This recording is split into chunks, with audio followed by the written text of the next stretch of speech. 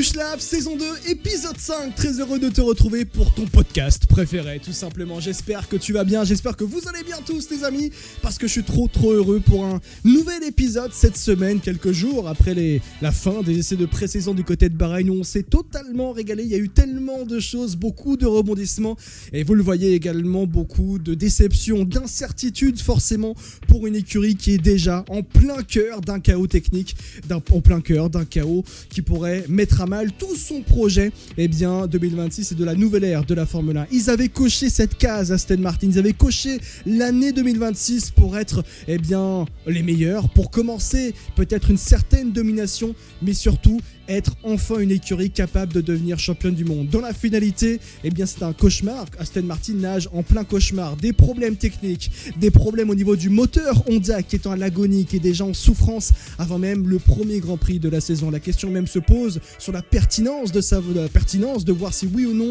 Aston Martin doit aller du côté de Melbourne, doit aller au Grand Prix d'Australie, tellement la situation est catastrophique, tellement on ne sait pas si Aston Martin pourra conclure, faire les premiers tours de ce premier Grand Prix de la saison du côté de Melbourne en Australie. On va en parler de tout ça, on va rentrer dans le vif du sujet et surtout le but de cela, c'est de comprendre ensemble pourquoi Aston Martin, comment Aston Martin en est arrivé à cette situation aussi dramatique. On va en parler bien sûr ensemble les amis, très heureux de vous retrouver. Je le disais, n'hésitez pas à commenter cet épisode, à liker cet épisode, à lâcher votre pouce bleu parce que c'est extrêmement important bien sûr pour le référencement et vous donner de la force à ce podcast, à ce projet, tout simplement grâce aux likes et aux commentaires, mais également en vous abonnant à la chaîne YouTube. Et si vous écoutez bien sûr les amis ce podcast en audio, n'hésitez pas également à bien noter ce podcast et à le noter, à le mettre en commentaire, à donner vos avis, c'est extrêmement important. Bienvenue, bisous à ceux qui sont sur Deezer, sur Apple Podcast, sur Amazon Music, sur Spotify. Et qu'est-ce que j'ai pu oublier ? Non, j'ai pas oublié personne, je pense les amis. Bref, beaucoup de choses forcément à voir. Trop heureux de vous retrouver. Est-ce que vous voulez une petite anecdote ? D'ailleurs, première chose, je ne suis pas du côté de Shaymotion aujourd'hui, je tourne dans mon studio, que vous découvrez d'ailleurs pour ceux qui ne le connaissaient pas. Mon nouveau studio d'ailleurs, c'est normal, je ne l'ai pas beaucoup montré. Mais ouais, je tourne dans mon studio aujourd'hui, mais je me suis dit pourquoi pas tourner finalement ici pour voir ce que ça peut donner. Et donc vraiment, je suis content. Voilà, vous allez me dire en commentaire ce que vous en pensez. Mais je pense que c'est un bon petit setup. Et surtout, vous allez parfaitement vous régaler dans ce nouvel épisode. Et deuxième chose intéressante à noter, sachez que j'ai tourné 24 minutes d'épisode qui n'ont pas été enregistrés en audio. Donc voilà, donc je recommence l'épisode. Heureusement, j'ai tourné que 20 petites minutes. Imaginez, j'avais tout l'épisode, j'étais en mode bizarre. Voilà, ça aurait pu être comme ça. Mais bon, là, c'est bon les amis, on peut y aller. On va commencer les amis, avant de partir sur Aston Martin. Je sais que vous avez hâte. Mais il y a beaucoup d'informations qui sont tombées dans l'univers du sport auto sur la dernière semaine. Et même il y a moins de 24 heures les amis, je vous la montre directement. Elle est ici, l'information, elle fait extrêmement plaisir. Notamment, vous avez vu que j'avais fait les assets de Push Lab sur mon ordinateur, sur tout ça. Oui, c'est l'information extrêmement importante pour ceux qui sont en podcast audio. Forcément, je vais vous la dire, mais ceux qui sont sur YouTube, vous êtes forcément très heureux de voir cette image. Théo Pourchaire retrouve la Formule 1 par la porte Mercedes. Oui, c'est un retour que peu attendaient, mais un retour qui est symboliquement fort. Théo Pourchaire rejoint Mercedes en tant que pilote de développement pour 2026. Le champion de Formule 2 2023 revient officiellement dans un environnement Formule 1 et ça c'est extrêmement important. Après son sacre en F2, Pourchaire semblait logiquement destiné vers la Formule 1, mais finalement membre de l'Académie Sauber à l'époque, il a pourtant été bloqué, limité à quelques séances d'essais libres, pas de volant, pas d'opportunité concrète. Il tente alors la Super Formule 1 au Japon, une expérience qui avait été écourtée, souvenez-vous, puis direction ensuite l'IndyCar avec Arrow McLaren qui lui a offert une chance en 2024 pour remplacer David Malukas. Et les débuts étaient prometteurs d'ailleurs, mais il est remplacé brutalement par Nolan Siegel. Et à ce moment-là, la trajectoire vers la Formule 1 semblait s'éloigner définitivement, on peut le dire. Et puis Pourchaire rebondit ensuite en WEC chez Peugeot, d'abord pilote de réserve et puis titulaire pour la saison 2026. Un chemin qui rappelle d'ailleurs celui de Victor Martin, son ancien coéquipier chez Arte Grand Prix, aujourd'hui en endurance avec Alpine et pilote de développement du côté de chez Williams. L'endurance, preuve juste que ça devient clairement un refuge stratégique pour les talents français en quête de rebond, parce que l'endurance est une fin en soi avec les 24 heures du Mans et tout l'écosystème qui peut y avoir.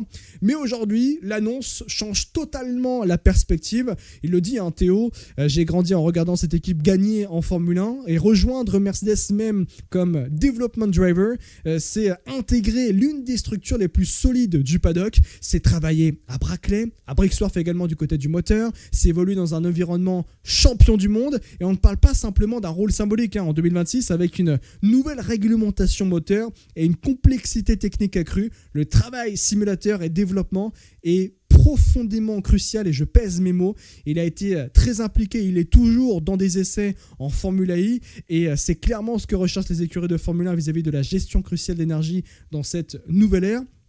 Et surtout, il y a un point absolument crucial dans cette histoire.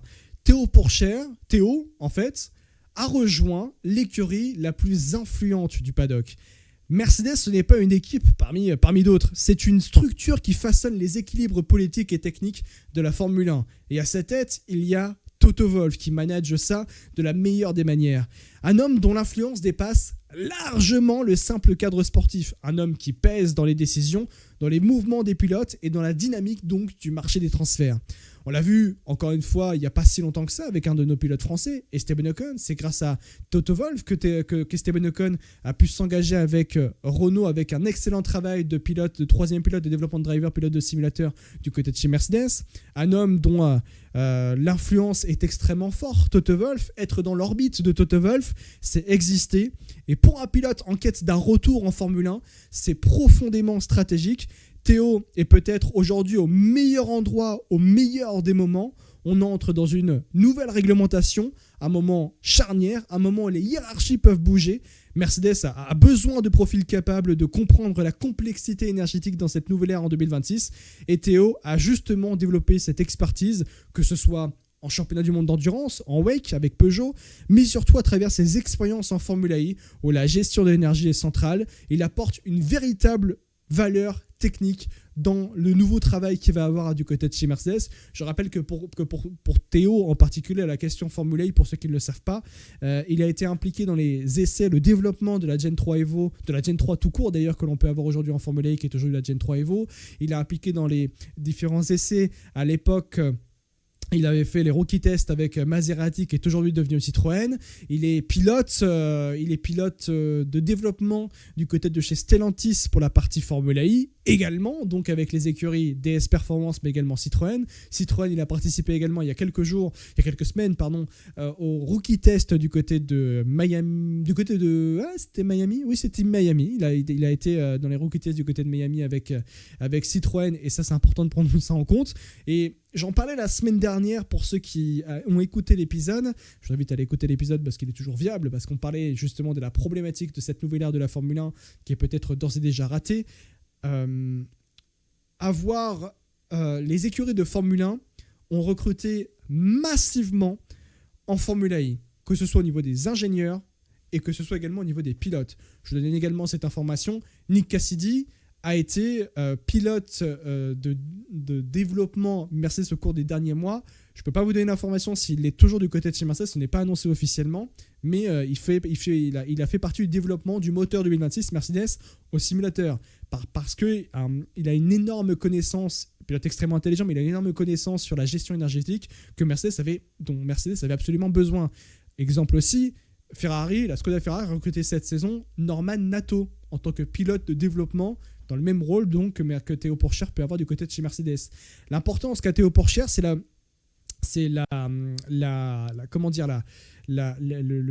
l'expérience qu'il peut avoir en WEC, l'expérience qu'il peut avoir en Formula I bien sûr, mais l'expérience également de l'écosystème Formule 1. Nick Cassidy l'avait moins. Norman Nato l'avait moins parce qu'il n'a pas piloté de Formule 1 sur les dernières années. Théo Pourchaire, oui, il connaît un écosystème Formule 1 et il sait comment s'adapter à cet écosystème Formule 1. Et Théo Pourchaire est au meilleur endroit, au meilleur des moments de sa carrière. Non, ce n'est pas seulement Mercedes qui lui offre une opportunité, c'est une collaboration qui fait sens dans les deux sens. Voilà, c'est plutôt ça. Mercedes récupère un pilote intelligent, méthodique et habitué au système complexe, et Théo s'installe dans la structure qui peut véritablement véritablement relancer sa quête de la Formule 1. Alors oui, il ne revient pas par la grande porte, ça c'est vrai, mais il ne revient pas avec un baquet, mais il revient, j'aime bien dire ce terme, dans l'écosystème Formule 1 et pas n'importe où, dans l'écurie capable de changer sa trajectoire. Et parfois en Formule 1, le plus important n'est pas d'entrer par la porte principale, parce que 2026 ne lui garantit rien, c'est vrai, mais il lui redonne aujourd'hui à Théo Pourchaire une position majeure pour le remettre dans la meilleure des positions pour aller chercher un baquet en Formule 1. Autre point également par rapport à Mercedes, c'est le fait que ils ont annoncé un renforcement de leur filière avec deux jeunes pilotes tricolores, Andy Konzani, 16 ans, déjà vice-champion en F4 des Émirats Arabes Unis, poursuivra en F4 italienne et en Euro 4 cette année, et Mani Nuvolini, 13 ans, vice-champion 2025 Champions of Future en OKN Junior, il poursuivra sa progression cette année en karting international. Mercedes investit clairement dans la jeunesse française et ça fait extrêmement plaisir, les amis. Je me remets en face cam parce qu'il y a une autre information qui est extrêmement importante et ça concerne la Formule 1 2026, c'est-à-dire que la FIA et les équipes étudient déjà une possible réduction de la puissance électrique des F1 2026, alors même que la nouvelle réglementation n'a pas encore disputé son premier Grand Prix. Pourquoi ? Parce que le fameux équilibre hybride 50% thermique, 50% électrique montre ses limites en conditions réelles. On l'a vu du côté de Bahreïn et forcément on en parlait énormément la semaine dernière, dont je le rappelle encore une fois, dans le dernier épisode de Push Lab qui était dédié à la compréhension de cette nouvelle réglementation technique en se posant cette question, est-ce que oui ou non cette réglementation est d'ores et déjà ratée ? Et c'est vrai que du point de vue de l'aéroactive, du point de vue des pneumatiques, ils posent problème également parce qu'ils sont en souffrance avec une charge aéro qui est non linéaire, qui est assez aléatoire à certains moments et qui amène le pneumatique Pirelli à ne pas savoir, à ne pas comprendre comment subir les forces aéro, les forces aéro. Et donc de ce point de vue-là, ça posait énormément de questions du point de vue de la fiabilité de cette réglementation 2026. Maintenant, il y a la partie moteur. Et la partie moteur est certainement le plus gros des problèmes, avec un point central, la disparition du MGUH. Depuis la disparition du MGUH, véritablement aucun motoriste, peut-être un, et je vais venir après, n'arrive à compenser totalement l'absence de récupération d'énergie thermique. Pendant plus de 10 ans, et ça c'est important de prendre ça en compte, le MGUH jouait un rôle clé. Élimination du turbolag, stabilisation énergétique et recharge forcément intelligente des batteries. En 2026, tout repose pourtant aujourd'hui sur la récupération au freinage et le déploiement massif du MGUK, 350 kW aujourd'hui. Sur le papier, ça fonctionnait, mais en piste, beaucoup moins.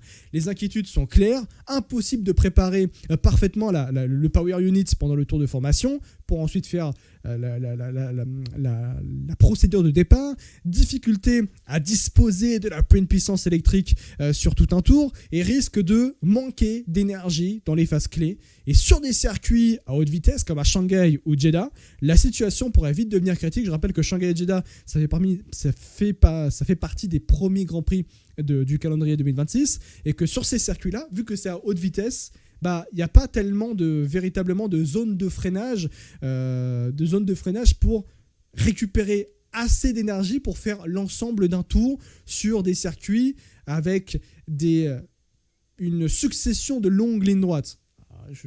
Sincèrement, avant même de parler de Las Vegas, à Shanghai, curieux de voir comment tu vas faire l'immense ligne droite de plus de 2 km avec les moteurs 2026 qui ne vont pas avoir de batterie. Voilà, ça je suis très très curieux. Donc, il faut trouver des solutions. Faut-il modifier l'équilibre hybride, passer du 50% 50-50 initial à un 55-45 ou même un 60-40 en faveur du thermique ? Voilà, c'est une question. Certains ingénieurs estiment même que le règlement moteur a été mal pensé.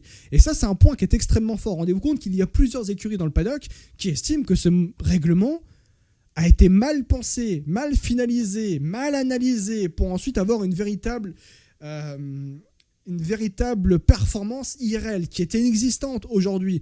Il y a tellement de questions qui se posent et que je pense sincèrement qu'on va véritablement changer très rapidement la véritable phase de cette réglementation.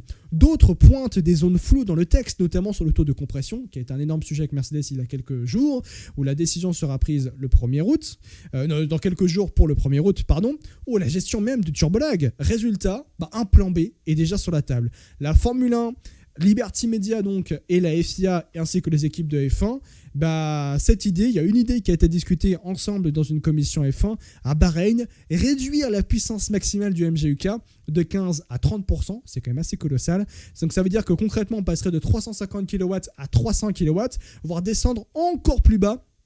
Eh bien, selon les motoristes, la FIA a déjà demandé aux équipes de tester plusieurs scénarios avec en enlevant 50 kW, puis 100 kW et même 150 kW pour voir ce que ça pouvait donner. Cela représenterait, tout ça, entre 80 et 200 chevaux en moins du côté électrique. C'est énorme. Les voitures pourraient perdre entre 1,5 et 2,5 secondes au tour, mais en contrepartie, même si c'est on enlève quelque chose, quand même une partie extrêmement importante en termes de puissance, ça permettrait en contrepartie un déploiement plus long, une conduite moins artificielle et surtout moins de lift and coast extrême, parce que ça c'est un point qui est extrêmement important, à savoir que du point de vue sécurité, ça posait énormément de problèmes le lift and coast qui pouvait être extrême en bout de ligne droite. Parce que c'est Andrea Stella, on en parlait la semaine dernière, Andrea Stella, patron de McLaren en Formule 1, qui a expliqué que quand il y a deux voitures qui se suivent, quand vous avez deux voitures qui se suivent, pour avoir la voiture qui est derrière, qui arrive pleine balle, qui a bien géré ses batteries et qui donne tout pour aller au bout de la ligne droite avec sa batterie, et de l'autre côté et devant, la voiture qui est juste devant elle, elle va se faire dépasser, mais elle est obligée de faire du lift and coast parce qu'elle n'a plus de batterie. Différentiel de performance soudain, Mark Webber 2010, Valence. Ça peut finir comme ça, et c'est une véritable problématique. Le boost passerait d'ailleurs, le mode boost passerait même d'environ 11 secondes à 14 secondes avec un overtake donc boost plus long. Bon, voilà, c'est une possibilité aussi. Si cette reconduction se confirme, ça serait quand même un immense aveu de faiblesse parce que le 50% électrique montrerait que c'était trop ambitieux pour la technologie actuelle. On brûlerait davantage de carburant pour recharger la batterie. Les nouvelles ailes mobiles ne suffisent pas à compenser donc. Et il faut se souvenir que l'an dernier, Christian Horner, ancien patron de Red Bull Racing, parlait déjà de monoplace Frankenstein, de Formula Frankenstein. Peut-être n'avait-il pas totalement tort. Bon, après, c'est plus facile à dire maintenant que forcément à l'époque. Alors, est-ce que c'est une catastrophe ou une opportunité ? Parce que tout n'est pas noir dans cette situation. Certains estiment que ces ajustements pourraient rendre les courses plus imprévisible, c'est vrai, mais c'est notamment Mario Isola, le patron de chez Pirelli, qui le souligne en disant que moins de contrôle total par l'ingénierie pourrait augmenter le spectacle. Donc forcément, la Formule 1 est face à un dilemme, maintenir une vision technologique ambitieuse ou ajuster rapidement pour éviter une crise sportive. Les deux premières courses pourraient être déterminantes parce que ça fera office d'évaluation pour voir si oui ou non on fait des changements. Entre le Grand Prix d'Australie et le Grand Prix de Chine, et je ne vous cache pas que tu ressors du Grand Prix d'Australie, je pense qu'il y a très peu de chances que tu ne dises pas « Ah, on ne va pas faire de changement ». C'est un peu impossible. Maintenant, il y a un point que je veux aborder par rapport à cette info, c'est la Scuderia Ferrari. Si on fait des changements, selon moi, la Scuderia Ferrari va être pénalisée. Pour moi, Ferrari va être pénalisé si on fait des changements dans la réglementation moteur 2026 sur la particularité électrique, sur la partie électrique. Pardon. Pourquoi ? Parce que si vous regardez, pour moi, ceux qui ont réussi le mieux les essais, au-delà de Mercedes, c'est la Scuderia Ferrari. En particulier sur la partie moteur. Le châssis, semblerait-il qu'il est très réussi. Il répond bien aux attentes et ça permettrait d'arriver à Melbourne, le châssis de Ferrari, dans la meilleure des dispositions et en étant capable de jouer, à mon sens, certainement la victoire à Melbourne, dans un premier temps. Cependant, le moteur en particulier, il est aussi excellentissime. Je ne parle pas essentiellement de la Scuderia Ferrari sur la partie moteur, mais je parle également pour Haas. Cadillac, j'en parle pas parce que Cadillac, c'est un cas qui est totalement différent. Ils font leur premier pas en Formule 1, donc on ne va pas essentiellement chercher de la performance. On va surtout aller chercher de la fiabilité pour ensuite s'amener à de la performance. Mais Haas, pour moi, fait partie, grâce à Ferrari et grâce au travail d'Ayao Komatsu, bien sûr, sur le châssis, mais ça fait partie des écuries pour moi, c'est une écurie qui va surprendre en 2026, grâce notamment à l'efficacité majeure de ce moteur 2026 du côté de chez Ferrari. Maintenant, là, faire des changements sur la partie électrique, ça va pénaliser Ferrari. Parce que Ferrari a fait un moteur excellent, à mon sens, sur la partie transition énergétique. La partie thermique compense parfaitement la partie énergétique, comme la partie énergétique compense parfaitement la partie thermique. Et cette efficacité est singulière à la Scuderia Ferrari, qui a été vraiment très très bonne là-dessus. Et pour moi, en fait, ce changement de réglementation en baissant le niveau de puissance électrique pour redonner l'avantage au thermique, ce serait pénaliser Ferrari. Regardez Ferrari, ce qu'ils ont fait notamment sur la partie des procédures de départ. On a l'impression que Ferrari a un launch control par rapport à Mercedes, par rapport à Red Bull Ford, par rapport même à Honda, forcément, la question ne se pose plus, mais par rapport même aussi à Audi. Et en fait, ça reviendrait à dire, tous ces changements, on va pénaliser Ferrari parce qu'ils ont trop bien travaillé. Voilà moi, ma perception de la situation. C'est les seuls véritablement à avoir fait un moteur qui est capable de s'adapter à la complexité de la réglementation 2026. Je le perçois comme ça. Et cette finalité de se dire, bon, on va faire des changements parce que tout le monde n'arrive pas, sauf Ferrari, sans être en mode, bah écoutez, c'est Ferrari, c'est en mode, bah pas fou en fait. Nous, on travaille bien, et derrière, on va se faire pénaliser parce qu'on travaille trop bien. C'est pas normal. Je trouve que c'est pas normal. C'est pas de la faute de Ferrari si Red Bull Ford, Mercedes, Honda, on n'en parle même pas, Audi, même d'ailleurs, dans les autres motoristes, c'est pas de la faute de Mercedes si les autres, c'est pas de la faute de Ferrari si les autres ont pas assez bien travaillé sur cette partie en particulier. Voilà, c'est tout. Bon, là, ça fait partie, un petit coup de gueule. Mais voilà, je n'aime pas trop ce genre de situation, pour être tout à fait honnête. Donc ouais. Bon, voilà. Autre information, les amis, que je voulais vous parler avant de passer au push to talk, eh bien, c'est cette information sur la Formule 1 qui veut donc passer à 12 sprints par an et un nouveau format pour le vendredi, un vendredi plus compétitif. En gros, pour être clair, la Formule 1 ne veut plus de temps mort. Liberty Media étudie donc activement la possibilité de passer de 6 aujourd'hui en Formule 1 dans ce calendrier 2026 à 12 week-ends sprint par saison dès la saison prochaine en 2027. Ça avait été évoqué d'ailleurs après la commission F1 qui avait eu lieu du côté de Bahreïn. Et Stefano Domenicali a un peu plus, est allé nettement plus loin dans une interview qu'il a pu accorder. Pourquoi on veut faire ça ? Pourquoi on veut venir à des formats sprint d'une manière plus récurrente, une fois sur deux même d'ailleurs ? Eh bien parce que les chiffres parlent d'eux-mêmes. Voilà, selon Stefano Domenicali, les sprints génèrent plus d'audience, plus d'engagement, plus d'intérêt pour les diffuseurs et les promoteurs. Même si du côté des équipes et des pilotes, la charge de travail explose. Pourtant, les équipes sont d'accord avec Stefano Domenicali. Aujourd'hui, clairement, ce qu'on veut, c'est de l'action dès le vendredi. Sur les week-ends traditionnels, la Formule 1 veut revoir le format. En gros, Stefano Domenicali est clair, le public veut de l'action significative sur les 3 jours. Et je suis assez d'accord avec lui, et je sais que vous n'allez certainement pas être d'accord avec moi. Comprendre, en gros, c'est les 2 essais libres, les 2 séances d'essais libres du vendredi pourraient disparaître ou être profondément transformées. L'idée, ajouter un élément compétitif dès le vendredi, qualification, mini-format, bref, une séance à enjeu. Peu importe la forme, mais chaque journée doit devenir pertinente dans ce que veut devenir la Formule 1. La Formule 1 ne veut pas des journées de préparation, elle veut en fait du spectacle immédiat.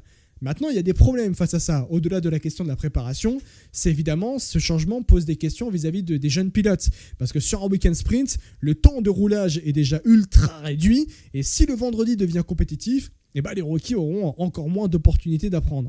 La F1 réfléchit donc à accorder plus de temps de piste dédié aux jeunes pilotes, mais l'équation est vraiment très complexe parce que plus de compétition, c'est moins de développement. Je pense que la Formule 1 devrait faire un peu comme ce que fait la Formule I, faire des rookie tests vraiment dédiés durant la saison, et tu fais rouler, et tu peux me faire développer ta voiture, mais tu fais rouler pendant toute une journée, une séance d'essai officielle dédiée à une seule journée avant ou après les Grands Prix, où tu fais rouler que les rookies, comme on le fait en Formule I, et ça pour le coup c'est extrêmement intelligent. En Formule 1, ils appellent ça la FP0, voilà, pour aller plus loin.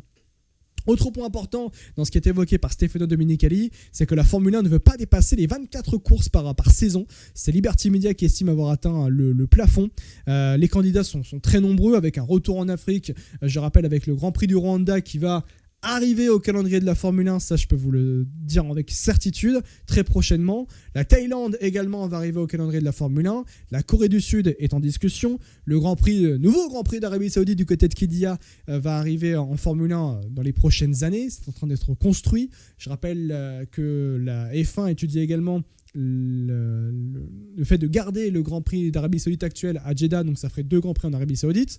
La Turquie également est pressentie pour arriver au calendrier. Maintenant, problème, aucun nouveau Grand Prix hors Europe ne semble prêt avant 2029 et ce délai pourrait sauver certains circuits européens puisque Barcelone a sécurisé sa place la semaine dernière. J'en étais même très très surpris, mais bon, c'est de l'alternance avec le Grand Prix de Belgique à Spa. Le Portugal revient au calendrier de la Formule 1, ça fait extrêmement plaisir du côté de Portimao, un de mes Grands Prix préférés, un de mes circuits préférés d'ailleurs aujourd'hui dans le sport auto. Madrid également devrait arriver cette année, mais les travaux sont très très longs.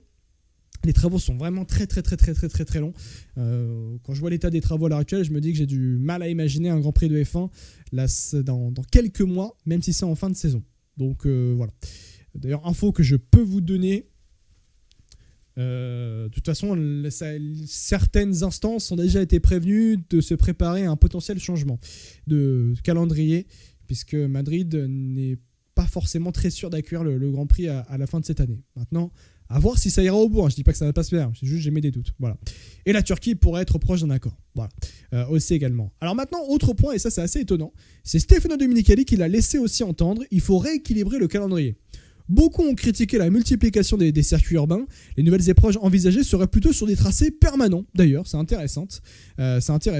Et ce que révèle également ce dossier, c'est clair, c'est que dans la globalité, ce que veut la Formule 1, on ne change pas seulement ses moteurs, on change sa structure même du week-end dans la globalité. On veut changer pour mettre plus de sprints, moins d'essais, plus d'actions immédiates et un calendrier ultra stratégique comme on le fait déjà en Formule 1.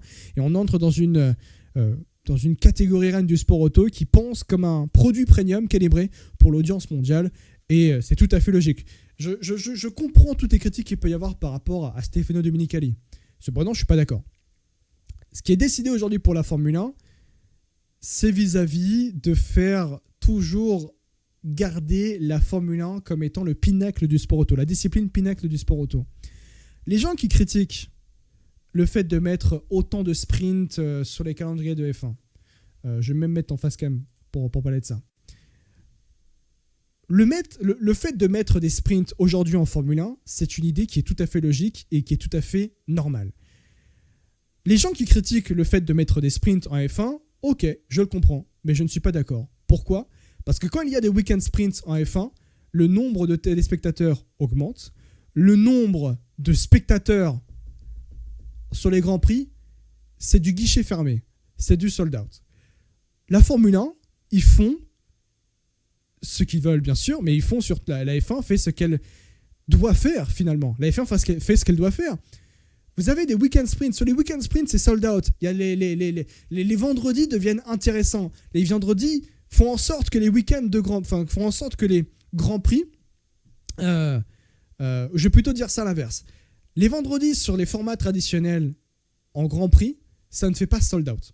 Voilà, ça ne fait pas sold out. Ça n'amène pas énormément de monde et ça n'a pas une véritable viabilité économique à garder ce format actuel pour les Grands Prix, pour les promoteurs de Grands Prix. Je rappelle qu'il y a des Grands Prix aujourd'hui qui sont en grande difficulté économique, qui ne sont même pas sûrs de rester au calendrier. Donc le fait de mettre des week-end sprints, par exemple sur ces Grands Prix-là, ça permet de sauver ces Grands Prix. Parce que, regardez derrière, vous regardez les vendredis, dès que ça passe en format week-end sprint, il y a du monde là. Là, il y a du monde. Là, il y a une viabilité. Il y a une viabilité économique. Donc en fait, la Formule 1 fait ce qu'elle doit faire. Il y a une offre et il y a de la demande. S'il y a une offre et il y a de la demande, ou plutôt s'il y a de la demande et il y a de l'offre qui est là, pourquoi la Formule 1 n'irait pas mettre 12 week-end sprints par an ? Un week-end sur 2 serait un format de week-end sprint. Pourquoi ? Parce que derrière, il y a une viabilité économique qui fait en sorte derrière que la Formule 1 fait le bon choix parce qu'elle est en soi presque obligée de le faire. La Formule 1, pour moi, elle est obligée de mettre des week-end sprints parce qu'il y a une réalité de demande qui est là. Les gens peuvent dire sur Twitter partout peuvent le dire. Ah non, on veut pas des week-end sprints. Pourtant, vous regardez les week-end sprints. Le nombre de téléspectateurs augmente. Si vous n'aimez pas les week-end sprints, bah, vous regardez pas. C'est un peu dur de dire ça, mais vous ne regardez pas. Et en fait, c'est là où je veux en venir, c'est que je rappelle que la Formule 1 a quand même instauré les week-end sprints sur la demande des fans. Hein. C'est les fans qui ont demandé à ce qu'on mette des week-end sprints en Formule 1. Maintenant que les week-end sprints sont là, et même dès que les week-end sprints ont été annoncés pour la saison 2021 de Formule 1, les gens ont crié « Non, on ne veut pas ça, on ne veut absolument pas ça ». C'est faux. De chez faux. C'est les fans qui ont demandé à ce qu'on mette les week-end sprints en Formule 1. La Formule 1 l'a réalisé, pour des questions économiques bien sûr, et c'est tout à fait logique. Et voilà, c'est ça aussi qu'il faut prendre en compte. Je vais aller plus loin. Je rappelle que la Formule 1, c'est pas une association. Hein. Les droits commerciaux de la Formule 1, c'est Liberty Media qui les ont. Il faut qu'ils les ont. Liberty Media, ils sont pas là pour faire de la charité. Hein. C'est pas une association. Hein. Ils sont là pour faire de la thune. Voilà. Si les gens ne veulent pas de week-end sprint, bah, ils peuvent montrer leur mécontentement en n'allant pas sur les Grands Prix et en ne regardant pas les week-end sprints à la télé. Voilà, un point, c'est tout. C'est comme ça. Et c'est le seul moyen pour faire en sorte d'arrêter les week-end sprints en Formule 1. Je comprends la perception, je comprends l'idée. Cependant, dans les faits, aujourd'hui, le nombre de téléspectateurs augmente et également le nombre de spectateurs en Grand Prix augmente largement. Et c'est aussi important pour les Grands Prix d'avoir des week-end sprints. Le Grand Prix de Belgique qui a des week-end sprints, sold out. Et c'est l'un des meilleurs week-ends de l'année, grâce à des week-end sprints. Il y a des week-end sprints, on les regarde, on se dit, ça a été quand même un excellent week-end de Grand Prix. Hein. Le Grand Prix d'Azerbaïdjan l'an dernier, exceptionnel, hein, ça a été comme week-end sprint. Hein. Donc ouais, et ça c'est important de prendre ça en compte et d'être surtout objectif par rapport à la situation des formats sprint, quoi qu'on en dise, c'est vrai. Et je pense que ça va faire débat en commentaire, ça c'est vrai. Il y en a qui ne vont pas être d'accord, mais moi il y a quelque chose auquel je suis passionné, moi c'est les questions économiques. J'adore tout ce qui est économie sponsoring, économie commerciale, les accords marketing qu'il peut y avoir en Formule 1. Et également l'économie, l'écosystème qu'il peut y avoir dans le pinacle du sport auto qu'est la F1 aujourd'hui. Moi j'adore ça me passionne. Et quand tu regardes un petit peu, quand tu regardes même, un demi-œil sur les papiers et comprendre tout ce qui est viabilité économique, tu comprends que mettre des week-end sprints, c'est tout à fait logique, sportivement et également économiquement. Parce que ça aussi c'est un point important, je parle beaucoup de l'économie, mais sportivement, les équipes s'y retrouvent. Hein. Les équipes s'y retrouvent aussi, hein. Tu as des week-ends où tu es perpétuellement stimulé, tu as moins de préparation, et ça stimulant aussi d'une manière sportive. Je dis pas que les week-end sprints, c'est tout le temps des bangers, hein, très très loin de là, attention, mais il y a des grands prix de F1 en format traditionnel, on s'ennuie tout autant. Hein. Donc c'est pas forcément les week-end sprints qui n'apportent pas une plus-value. Si les week-end sprints apportent une plus-value pour la Formule 1, d'une manière économique, et également d'une point de vue stimulation sportive. Et ça, c'est un point important. Bon, on passe désormais au cœur. Oui, au cœur des problèmes. Oui, les problèmes, j'aime bien dire ce terme parce que je pense que c'est ce qui résume parfaitement Aston Martin. Aston Martin, pourquoi nage-t-on en plein cauchemar ? 2026 devait être l'année de la consécration. Aston Martin ne voulait pas seulement progresser. L'objectif était clair, changer d'air et créer une domination. Depuis 2021, Lawrence Stroll a injecté des milliards pour transformer la petite structure de Silverstone en un campus ultra moderne, à la pointe de la technologie. Adrian Newey, le plus grand designer de l'histoire de la Formule 1, recruté à prix d'or des ingénieurs débauchés aux quatre coins du paddock, un partenariat moteur stratégique avec Honda, souvenez-vous de ça, c'est quand même extrêmement important, et au volant, aux côtés de Lawrence Stroll, l'insatiable Fernando Alonso, toujours affamé d'un 3e titre mondial, même si c'est vrai qu'il est devenu champion du monde sous Jacques Chirac. Ça remonte à beaucoup de temps. Sur le papier, tout était aligné. Vision, moyens, talent, timing. Mais la vision ambitieuse d'Adrian Newey pour bâtir une dynastie, Aston Martin, se heurte déjà à une réalité brutale. À savoir qu'à quelques jours du premier Grand Prix en Australie, Aston Martin est plongé dans un chaos total. Après les essais de Barcelone et de Bahreïn, la MR26 au concept extrême ne fonctionne pas. Le nouveau moteur Honda est inquiétant, la fiabilité fragile avec des performances inexistantes. Dans le paddock, certains vont même jusqu'à murmurer une question terrible. Aston Martin en est-elle seulement prête pour Melbourne ? Est-ce qu'il y a de la pertinence à aller en Australie pour Aston Martin ? Comment un projet aussi ambitieux, aussi structuré, aussi financé peut-il dérailler à ce point avant même le début de la saison ?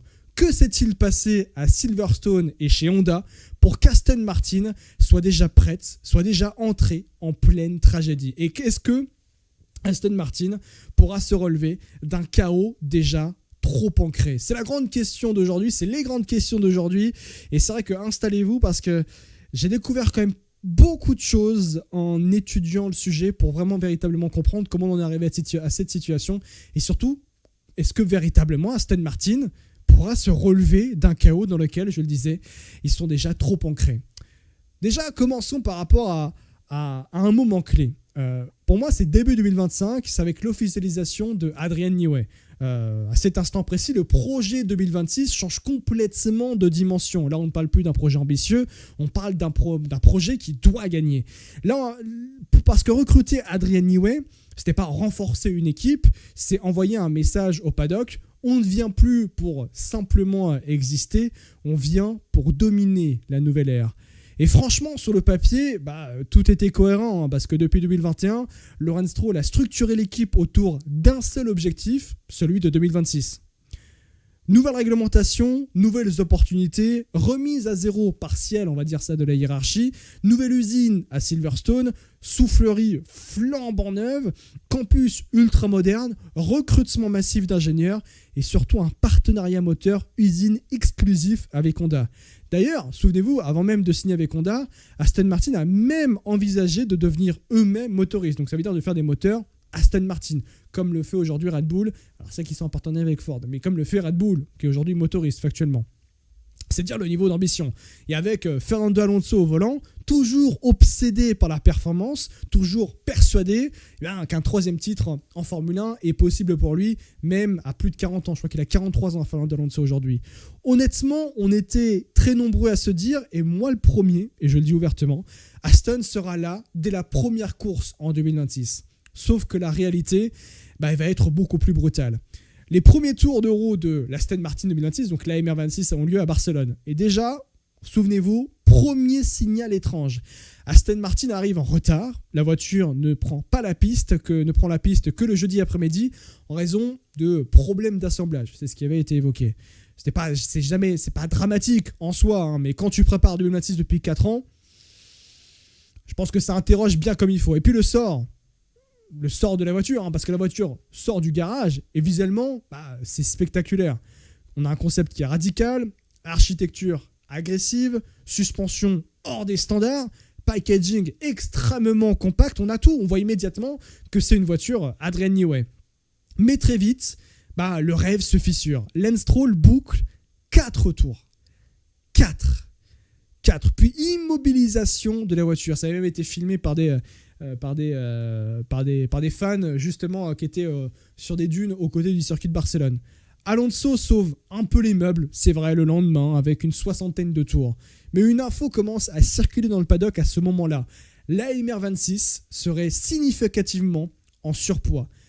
Et là, tu commences à comprendre que quelque chose ne colle pas. Parce qu'une voiture en surpoids dès le shakedown, dans une ère où le poids est profondément critique, ce n'est jamais anodin. Et ce n'était pas un petit surpoids. Alors, j'ai pas de chiffre exact, mais ce n'était pas un petit surpoids. Tu peux être en surpoids de quelques kilos. Là, on parlait véritablement d'un excès de poids qui était vraiment trop colossal pour être réglé avec les essais de pré-saison. Très loin de là. Tu ressors de Barcelone en fait avec un sentiment bizarre. Pas une alerte rouge, mais je pense véritablement un malaise. Et aussi un point qui est intéressant après les essais de le shakedown de Barcelone, ça peut paraître anecdotique, mais le reveal officiel de la livrée là, en Arabie Saoudite, le live, vous l'avez vu ? C'était dans la douleur. C'était dans une douleur absolue. Des immenses problèmes techniques. Et c'est vrai que, alors encore une fois, ça peut paraître anecdotique, mais pour moi, ça fait partie de tous les problèmes qu'il y a pu y avoir cette saison. T'imagines, tu lances ta nouvelle ère, tu lances le renouveau de ton écurie, tu lances l'ère qui est censée te mettre dans une puissance te permettant d'être dans la bataille pour le titre mondial. Et puis finalement, tu lances de la pire des manières avec que des problèmes techniques. Avec une soirée qui était censée être exceptionnelle. C'était censé être le live de la décennie, le live Aston Martin. Catastrophe absolue. Ça peut paraître anecdotique, mais pour moi, ça rentre dans le contexte. Clairement. Parce que là, la tension, en plus de ce live en particulier du shakedown de Barcelone, la tension va exploser à Bahreïn. Essai de pré-saison à Sakir, c'est violent. Problème de fiabilité, problème de performance. L'AMR26 ne roule pas dès la première session. Depuis Barcelone, Aston Martin n'a parcouru qu'un peu plus de 1400 km à ce moment-là. Williams, qui n'a même pas participé aux essais catalans, était déjà largement au-dessus. Cet exemple fait très mal. Et surtout les chronos. Pedro de la Rosa le dit sans détour. La réalité, c'est qu'au-delà de la fiabilité, c'est que nous sommes lents. Pedro de la Rosa, pour ancien pilote de F1, mais qui est surtout ambassadeur Aston Martin aujourd'hui. Donc représentant, porte-parole, on va presque dire plutôt. Lance Stroll évoque un retard pouvant aller jusqu'à 4,5 secondes au tour. 4,5 secondes au tour.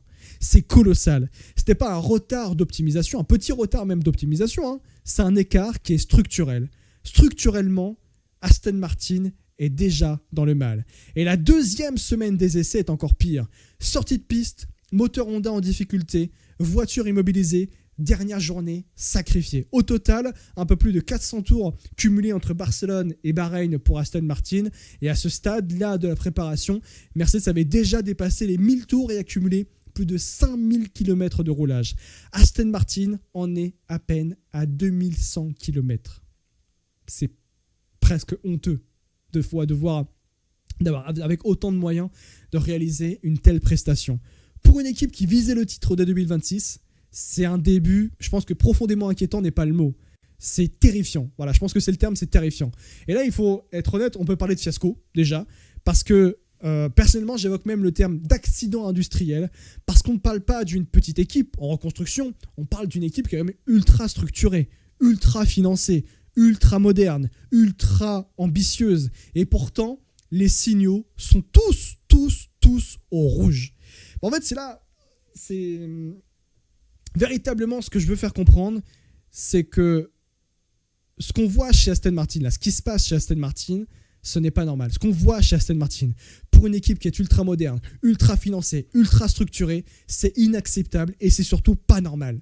C'est pas normal à ce niveau-là d'exigence d'arriver et d'être autant en retard. Parce que ce n'est pas juste du retard, ce n'est pas juste un moteur capricieux, c'est inacceptable à ce niveau-là. Comment un projet, je le disais, aussi préparé, aussi financé, aussi stratégique peut se retrouver dans une telle situation dès ses premiers tours de roue avec cette AMR26. On parle d'une équipe qui prépare 2026 depuis 4 ans. Une usine qui est totalement flambant neuve. Des milliards qui ont été investis. Adrian Newey qui a été recruté. Un partenariat moteur-usine. Et malgré tout ça, avant le premier Grand Prix de cette saison, tout est dans le rouge. Il n'y a rien, il n'y a aucun signal positif pour Aston Martin après les essais qu'il y a pu y avoir à Barcelone et à Bahreïn. Pas un. Et c'est ça qui est inquiétant. Je vais prendre surtout une comparaison. Parce que la Formule 1, bien sûr, tu regardes l'écurie en question, mais tu compares par rapport à ce que font les autres aussi également. Regardez Cadillac. Cadillac, ils découvrent la Formule 1. C'est leur premier projet dans le pinacle du sport auto, Cadillac. Et pourtant, ils ont eu des problèmes. Et évidemment, ils ont eu des problèmes. Mais ils n'ont pas donné cette impression de chaos total. Même chose chez Audi, qui développe leur propre moteur. La situation est complexe aussi pour eux. Et la pression est énorme. Et c'est tout à fait logique. Et pourtant, on ne parle pas d'effondrement structurel. Je pense que c'est ce terme-là, avant même d'entrer dans les détails pour Aston Martin, d'expliquer comment on en est arrivé à cette situation. C'est ce terme-là que je pense qui est cette expression-là qui est vraiment viable pour Aston Martin. C'est que Aston Martin est dans un effondrement structurel. Et c'est terrifiant de voir ça pour une écurie aussi structurée, en fait, finalement, aussi construite, voilà, avec tous les milliards qui ont été investis. Donc oui, il y a des explications techniques, et on va y venir. Oui, il y a un contexte même réglementaire, mais à ce stade, Aston Martin n'a pas d'excuses. Aston Martin n'a clairement pas d'excuses par rapport à où est-ce qu'ils en sont aujourd'hui. Parce que d'autres équipes, dans des situations parfois nettement plus instables, arrivent à garder un cap clair. Clairement. Et aujourd'hui, le problème Aston Martin, ce n'est pas seulement la performance, c'est l'impression qu'ils ont perdu le contrôle avant même que la saison ne commence. Et voilà, alors après avoir dit tout ça, concrètement, qu'est-ce qui ne fonctionne pas? Voilà. Quels sont les vrais symptômes?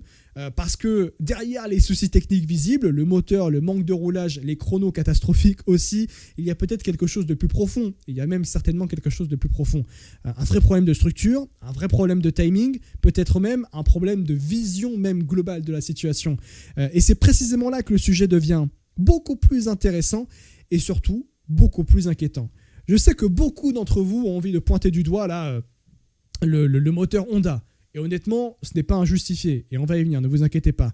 Mais réduire la situation d'Aston Martin uniquement au moteur, ce serait trop simple. Et ce serait un manque de vision globale de ce qu'est réellement la situation au sein de l'écurie de Silverstone. Le problème est nettement plus large, plus structurel et surtout plus inquiétant, comme je le disais. Le premier élément central, c'est le châssis de la MR26. Adrian Newey a choisi un concept extrêmement radical. Dès Barcelone, je le disais, on l'a vu, on a vu une voiture ultra compacte avec une carrosserie très resserrée, un packaging poussé à l'extrême. C'est audacieux, c'est assumé et ça correspond parfaitement à la signature d'Adrian Newey. Aston Martin n'a pas voulu suivre une tendance ou copier une philosophie dominante. Et ça, je l'avais dit dès le début après les essais de Barcelone, dans le débrief qu'on avait fait justement sur cette chaîne.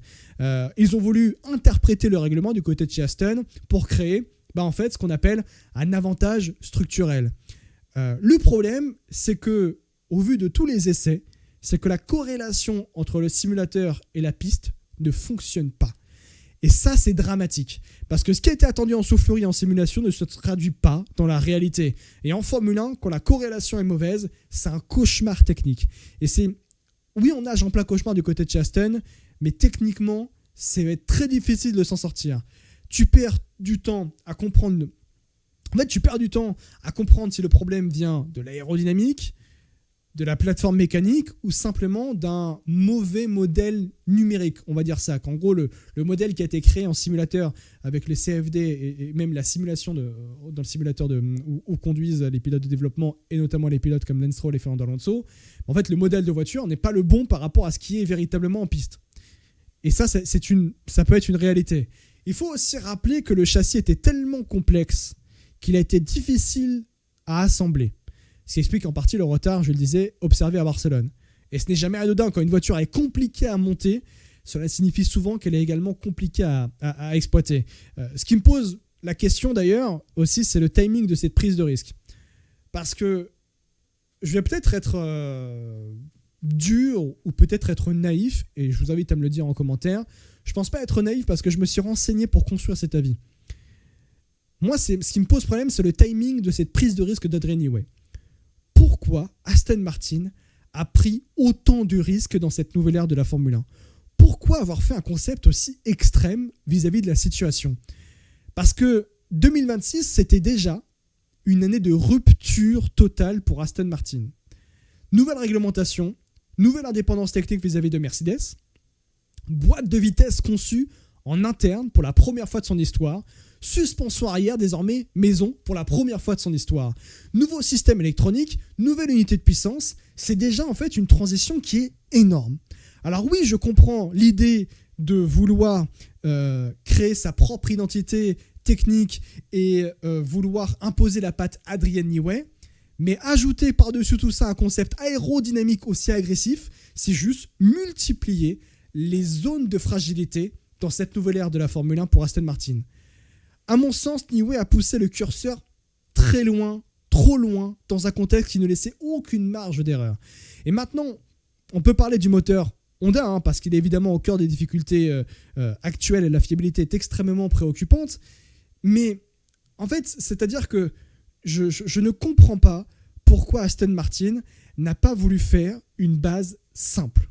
Une base saine pour évoluer conjointement avec toutes les parties de l'environnement Aston Martin, mais en particulier avec Honda. On va y venir sur les problèmes moteurs, et je pense qu'on y viendra, je reparlerai de mon avis par rapport à cette question après avoir parlé de Honda, mais dans la globalité, j'avoue ne pas comprendre pourquoi on a pris autant de risques. Oui, la Formule 1, c'est une prise de risque. Oui, si tu veux gagner, il faut risquer les choses. Mais pour apprendre à gagner, il faut d'abord avoir une plage de stabilité solide. Là, il n'y a rien de solide chez Aston Martin. Il y a un effondrement structurel parce qu'il n'y avait pas de base solide.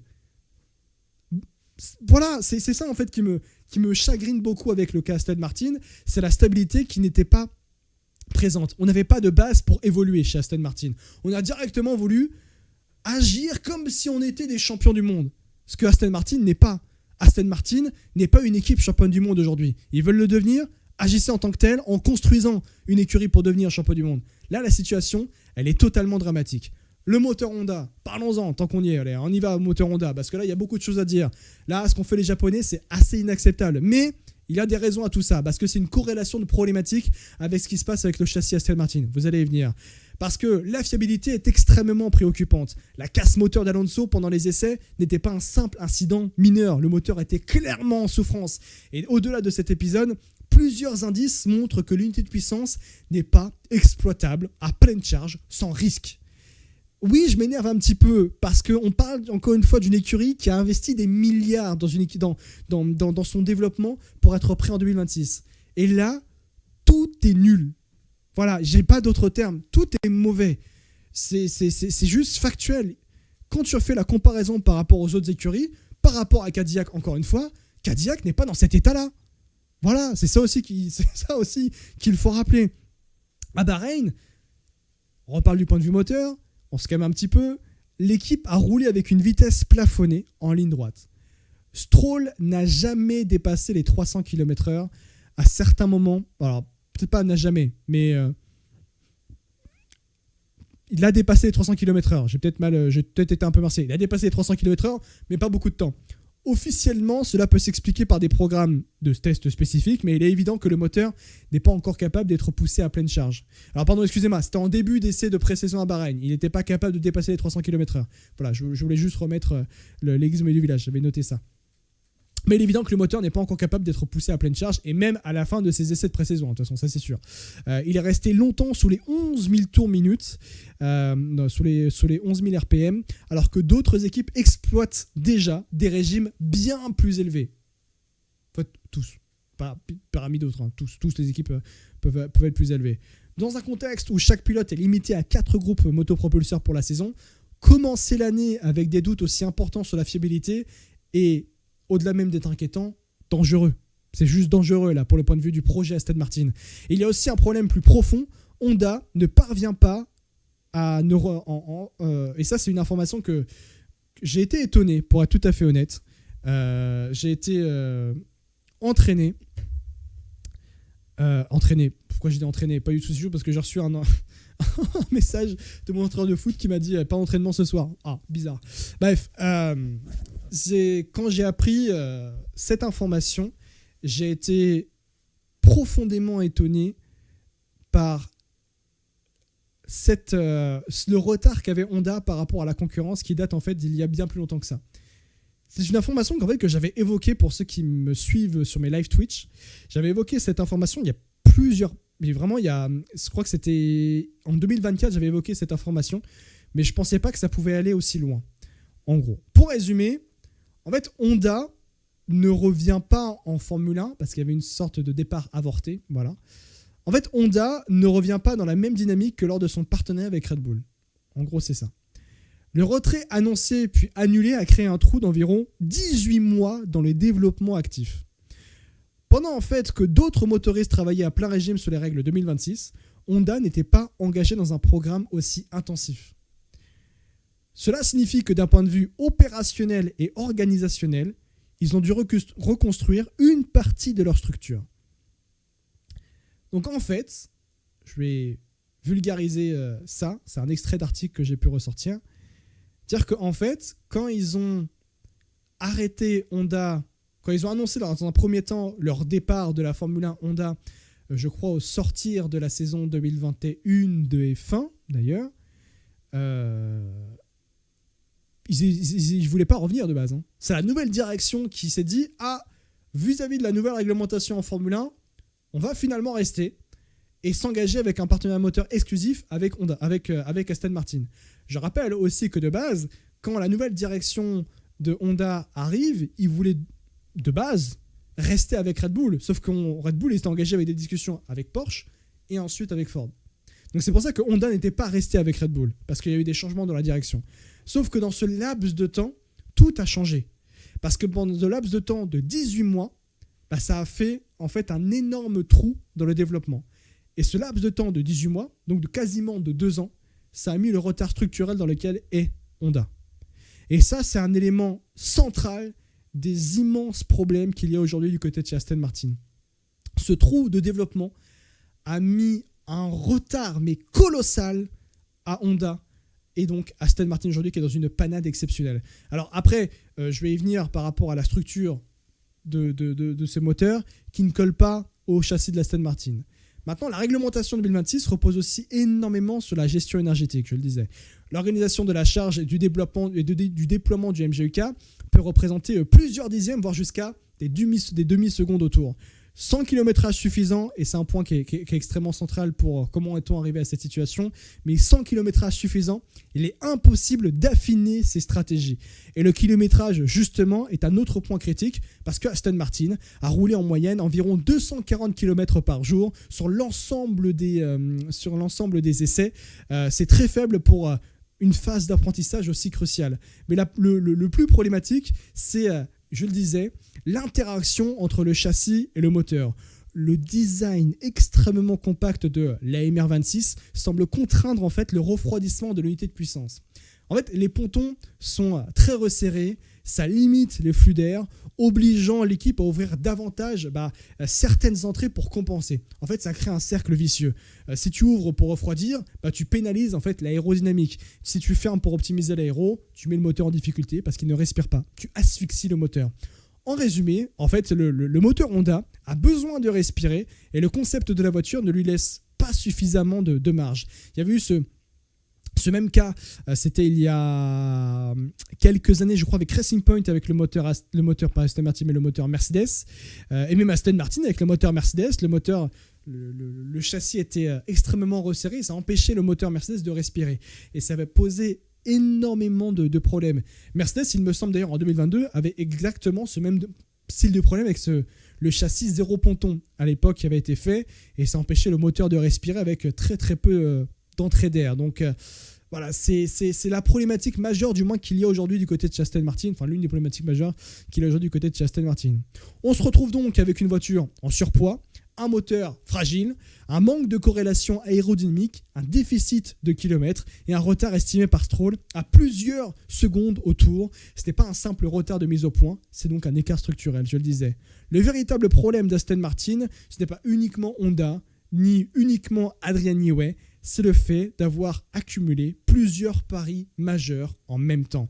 Changer de moteur, changer d'architecture technique, gagner en indépendance vis-à-vis de Mercedes et adopter un concept aérodynamique radical lors d'une transition réglementaire majeure représente un niveau de risque extrêmement élevé. Aujourd'hui, ces risques se matérialisent tous simultanément et c'est un chaos technique total. La question n'est donc plus seulement de savoir pourquoi ça ne fonctionne pas, la vraie question est de savoir si Aston Martin peut corriger suffisamment vite pour 2026 ou si l'équipe devra accepter que cette saison devienne une année de reconstruction alors qu'elle devait être déterminante pour aller dominer la Formule 1. Franchement, je vais être honnête, j'ai rarement vu une équipe avec autant de moyens se retrouver dans un chaos technique aussi profond avant même le premier Grand Prix. Parce qu'on peut parler de Williams, c'était en 2019 ou en 2020 où ils avaient eu énormément de problèmes pour arriver aux essais de pré-saison. Soit. Mais ils n'avaient pas autant de moyens que Aston Martin. Hein. Là, Aston Martin, c'est un accident industriel. C'est pas comme Williams, c'est totalement différent. J'ai aussi forcément une pensée pour Fernando Alonso. Franchement, c'est partie des choses qui, moi, me chagrinent énormément. Parce que je pense que Fernando Alonso, c'est le chat noir de la Formule 1. Il a 43 ans. Et il est encore une fois embarqué dans un projet censé le ramener au sommet. Et encore une fois, ça tourne mal. Quand on regarde sa carrière, c'est presque irréel même. C'est même un sketch, Fernando Alonso. Parce qu'il quitte Renault en 2006 après les 2 titres mondiaux pour rejoindre McLaren en 2007. Guerre interne avec Hamilton. Saison explosive. Départ au bout d'une saison, finalement. Fin 2007, il se barre. Il retourne chez Renault. Ensuite, par exemple, il rejoint Ferrari en 2010. Passe à 2 doigts du titre en 2010 d'ailleurs, puis la Scuderia s'effondre stratégiquement, le massacre à Abu Dhabi. Par la suite, il n'a jamais eu véritablement la voiture pour aller chercher un titre, même s'il a été exceptionnel durant ses années chez Ferrari. 2015, retour chez Honda avec McLaren, catastrophe industrielle. Mais alors là, une vraie catastrophe industrielle. Ça a été une immondité, le GP2 Engine, on se souvient. 2023, signature chez Aston Martin avec 2026 en ligne de mire. Et on se retrouve aujourd'hui à parler du chaos avant même le début de la saison. Je dis dans les lieux du crime, il y a encore Honda qui est là, au passage. Voilà, quand il y a Honda et Alonso, ça ne marche jamais, visiblement. Bref, à un moment donné, ça devient cruel quand même pour Fernando Alonso, parce que je ne sais même plus si on doit en rire ou en pleurer tellement l'Espagnol a vécu tellement de choses, mais cruelles dans sa carrière. Ouais, c'est sûr. Bref, au-delà d'Alonso, le vrai sujet est structurel, parce que dans le paddock, certains vont jusqu'à évoquer la pertinence de la présence d'Aston Martin à Melbourne. C'est extrêmement violent d'ailleurs comme formulation, mais elle circule, et en l'état actuel des choses, avec ce qu'on a vu aux essais, en vrai, on peut légitimement se demander si Aston Martin et Honda sont réellement prêts pour le premier Grand Prix de la saison. Parce que, je vais même aller plus loin, est-ce que Aston Martin pourrait même être menacé par la règle des 107% en qualification? Alors pour rappel, la règle des 107%, c'est qu'en Q1, un pilote doit signer un temps inférieur à 107% du meilleur chrono pour être autorisé à prendre le départ. Si le meilleur chrono, par exemple, est de 1 minute 30, la limite se situe à 1:36.3. Voilà. Au-delà, en théorie, vous n'êtes pas qualifié, mais vous pouvez montrer par patte blanche en disant oui, mais j'ai fait ça avant, je montre dans les autres Grands Prix, dans les essais, j'ai montré que je pouvais faire des chronos honorables me permettant de faire les Grands Prix. Voilà. Bon, alors soyons clairs, sauf effondrement total, Aston Martin ne sera probablement pas hors des 107%. On va toucher du bois pour eux. Allez. Mais le simple fait que je pose la question, ça montre à quel point la préoccupation est quand même assez inquiétante, parce qu'on fabule, forcément. Et il y a aussi un autre point qui est extrêmement important vis-à-vis d'Aston Martin et qui a circulé en coulisses, c'est que Adrian Newey aurait expliqué à la commission F1 qui a eu à Bahreïn la semaine dernière que le moteur Honda ne serait pas capable, à ce stade, de récupérer le minimum d'énergie requis par le règlement. On parle d'un seuil de 250 kW en récupération, avec des pics pouvant aller jusqu'à 350 kW exploitables. Si le moteur n'atteint pas ces niveaux, cela signifie un défi structurel en performance énergétique qui est trop important pour être réglé seulement sur cette saison 2026. Impossible.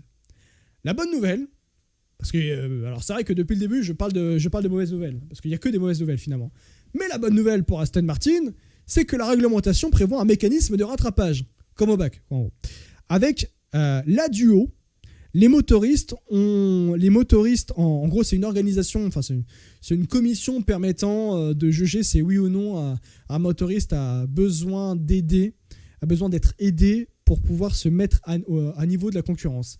Parce qu'il y a un point qui est important à prendre en compte, c'est-à-dire qu'en Formule 1, c'est certes les écuries et les motoristes qui se bataillent entre elles. Pour les motoristes se bataillent entre eux, les écuries se bataillent entre elles. Mais c'est aussi des équipes qui travaillent ensemble.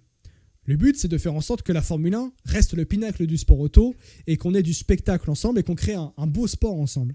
Donc si demain vous avez un motoriste, si aujourd'hui comme Honda, vous avez un motoriste qui est trop en galère et qui va être bonne dernière très loin de la concurrence, c'est pas intéressant pour le sport auto, c'est pas intéressant pour la Formule 1. Non, le but c'est de voir que tout le monde travaille d'arrache-pied, mais travaille d'arrache-pied pour être ensemble, pour créer le meilleur sport possible et se batailler entre eux. Et c'est ça en fait qui est extrêmement intéressant, c'est-à-dire que maintenant, les autres écuries vont autoriser Honda à bénéficier de temps additionnel au banc d'essai et de mise à niveau supplémentaire grâce à la duo, en gros, cette commission. Et ça, c'est important de prendre ça en compte. Donc si la FIA, en gros, ce système, pour expliquer, si la FIA estime qu'un constructeur accuse entre 2 et 4% de retard, il peut obtenir une évolution. Au-delà de 4%, il peut même en obtenir 2, pour dire. Or, les estimations évoquent aujourd'hui un retard Honda proche des 4%, ce qui est absolument colossal, encore une fois. Mais cela pourrait justement ouvrir la porte à un rattrapage accéléré. Donc ça, c'est intéressant pour eux et ça fait partie des bonnes nouvelles qu'il peut y avoir du côté de chez Honda. Bon, Après, du côté de chez Honda, on ne baisse pas les bras, hein, clairement. Les informations les plus récentes que je peux vous donner, c'est que ça indique qu'ils auraient identifié du côté de Sakura la cause profonde des problèmes majeurs et qu'un nouveau moteur pourrait être prêt dès Melbourne. Andy Cowell serait même parti au Japon pour soutenir directement les équipes de Honda à Sakura. Cela montre que la cellule de crise est activée. Andy Cowell, je rappelle, c'est le père des moteurs hybrides Mercedes qu'il y a pu avoir à l'époque chez les Flèches d'Argent. Si Mercedes est aussi forte du point de vue moteur, c'est grâce à lui, grâce à la naissance de ses pensées dans l'unité de puissance Mercedes 2014, pour ensuite aller jusqu'à 2026 aujourd'hui, ça c'est vrai avec la base. Mais il n'est plus d'ailleurs patron de l'écurie Aston Martin, il a été remplacé par, comment s'appelle-t-il, par Adrian Newey. Mais bon, le fait d'avoir Andy Cowell qui est carrément parti au Japon pour aller aider les équipes d'Honda, ça c'est une bonne nouvelle, ça rassure, ça c'est vrai. Autre élément intéressant, la voiture alignée à Melbourne pourrait être très différente de celle vue à Bahreïn. Pedro de la Rosa a lui-même laissé entendre que la version australienne n'aurait presque rien à voir avec celle des essais. On peut imaginer des modifications majeures liées au refroidissement, peut-être à l'ouverture des pontons sans trop sacrifier l'aérodynamique. À voir aussi. En interne, Adrian Newey resterait toujours convaincu que d'ici 6 à 8 courses, le châssis pourrait devenir le meilleur de la grille d'un point de vue aérodynamique. C'est ambitieux, très ambitieux. Est-ce qu'on va croire cette information ? Sincèrement, je vois pas comment je peux y croire. C'est trop difficile d'y croire. Impossible d'y croire pour moi. Alors, heureux ceux qui croient sans avoir vu. Mais là, c'est trop difficile. là, c'est une fable de La Fontaine, là, je pense, clairement. Maintenant, ça pose une autre question fondamentale. Et ça, c'est un point que j'aimerais bien, que je suis très heureux d'évoquer avec vous, parce que je pense, personne n'en parle à l'heure actuelle. Si ça ne fonctionne pas avec Adrian Newey chez Aston Martin, on fait quoi ? Sincèrement, on fait quoi ? Aston Martin a structuré son projet autour de lui. Il n'est pas seulement le directeur technique, il est aussi actionnaire et figure centrale du projet. Il est team principal également d'Aston Martin. L'équipe s'est en partie sacrifiée pour l'attirer. Il a une influence énorme. Je rappelle quand même que Lawrence Stroll a mis dans son offre de recrutement d'Adrian Newey des parts de l'écurie Aston Martin. Je ne sais pas si on se rend compte de la dinguerie au-delà du salaire mirobolant qu'il a, Adrian Newey. Il est mieux payé que la majorité des pilotes de Formule 1 aujourd'hui annuellement, Adrian Newey. Donc si la tendance ne s'inverse pas rapidement, il est intouchable, Adrian Newey. Est-ce qu'on remet en question la philosophie globale de la structure de l'écurie ? Qu'est-ce qu'on fait en fait finalement ? Parce que généralement, quand une équipe de foot va mal, celui qui saute, c'est l'entraîneur. Même chose aussi en Formule 1. Quand l'équipe va mal, le patron d'écurie saute. C'était le cas l'an dernier avec Frédéric Vasseur, qui était pas loin de se faire remplacer parce que l'écurie apportait des mauvaises performances en piste et parfois même se ridiculisait, c'est vrai. Mais pourtant, il est resté et aujourd'hui, Ferrari va nettement mieux, ça c'est vrai. Mais pour Adrian Newey, si ça va mal, qu'est-ce qu'on fait ? Il reste en poste ? C'est aussi un point important à prendre en compte. Je comprends que Aston Martin n'envisageait pas l'échec, et ça je le conçois tout à fait, il n'y a pas de souci là-dessus, mais ça fait partie des questions à se poser. On accepte de traverser une saison extrêmement difficile au nom d'un projet long terme aussi, parce que ceux qui se jouent ici, c'était pas seulement Melbourne, c'est tout le projet Aston Martin. Donc c'est la crédibilité d'un projet construit depuis 4 ans. Donc, Adrian Newey ou non, la question se pose. Si ça ne marche pas, Adrian Newey, et si là, 2026, c'est un accident industriel, qu'est-ce qui se passe pour Adrian Newey ? Il restera en poste ? Sincèrement, là, la situation structurelle de l'écurie, du point de vue organigramme, moi, je m'interroge énormément. On va pas virer... Impossible de virer un gars qui a des parts dans l'écurie. C'est lui le patron. On fait comment ? C'est impossible. Bon voilà, mais c'est une question que je voulais quand même aborder. Bref, ce qui se passe chez Aston Martin, c'était pas seulement un mauvais début de saison, c'était pas juste un moteur en retard, c'était pas juste un châssis trop extrême, c'est l'accumulation de tous les risques au même moment. Une révolution réglementaire, une indépendance technique totale, un nouveau moteur, un concept aérodynamique radical, un projet structuré autour d'un homme, Adrian Newey. Et tout en fait se fissure en même temps.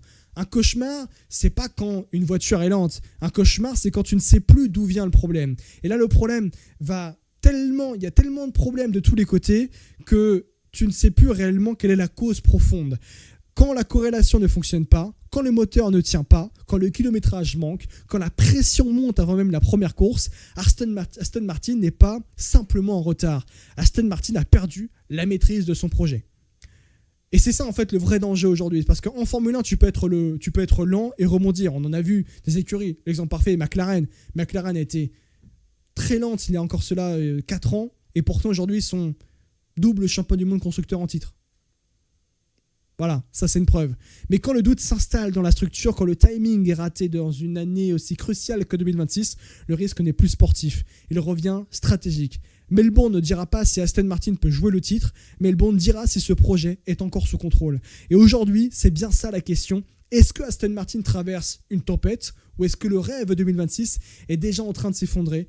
Et voilà pourquoi, oui, on nage en plein cauchemar, parce que Aston Martin, avant même le premier Grand Prix de la saison, est totalement perdue, ne sait plus où elle va. Et la structure est aujourd'hui en train de s'effondrer. Et j'en parlais beaucoup tout à l'heure, mais pour conclure, mais la base est inexistante. Et c'est ça en fait qui me fait peur aujourd'hui dans le projet Aston Martin, c'est comment tu peux relever une écurie qui n'a pas de base solide. Et si tu veux mettre une base solide, c'est pas seulement en 2026 que tu vas réussir à le faire. Il va falloir attendre bien 2 années. Même si tu as les moyens pour devenir champion du monde, même si tu as une écurie qui a des moyens pour devenir champion du monde, il n'y a pas de socle. Rien. Dramatique.